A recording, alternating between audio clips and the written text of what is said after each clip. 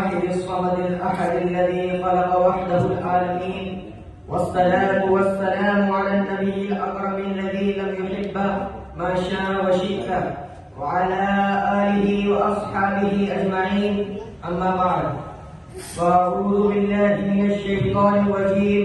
بسم الله الرحمن الرحيم. ولقد بعثنا في كل أمة رسولا أن يعبدوا الله واجتنبوا الطاغوت، فمنهم من هدى الله ومنهم من حقت عليه الضلالة. حضرات رئيس الحق الموقر وسادة الأعزاء وزملاء في الفصول،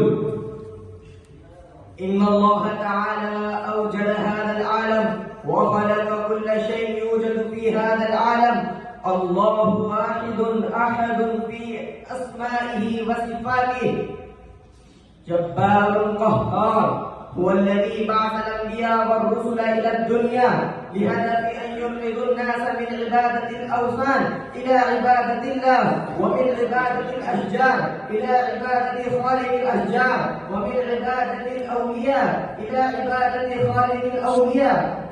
حينما دعا الأنبياء والمرسلون إلى عبادة الله الخالق وتوحيد الرب الرازق، فدخل عدد من الناس في الإسلام ودعوته. أخيرا أرسل النبي الخاتم بالكتاب الخاتم إلى هذا العالم لإنجاء الناس الهالكين من الكفر بالله إلى توحيد الرب الجليل. هؤلاء هم الرجال الذين اعتقدوا بتوحيد الرب الجليل، هم الذين آمنوا بتوحيد الصفات وتوحيد الألوهية وتوحيد العبادة والألوهية.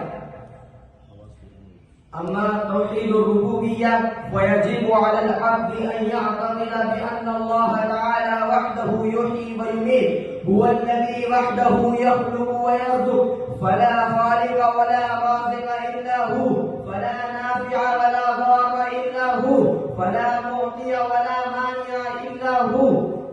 عندما ينصرف العبد عن مثل هذا الاعتقاد يخرج من الإسلام ويخلق من الدين الذي قال عنه القرآن الذي ليس فيه عوج، ومن يبتغي غير الإسلام دينا فلن يقبل منه.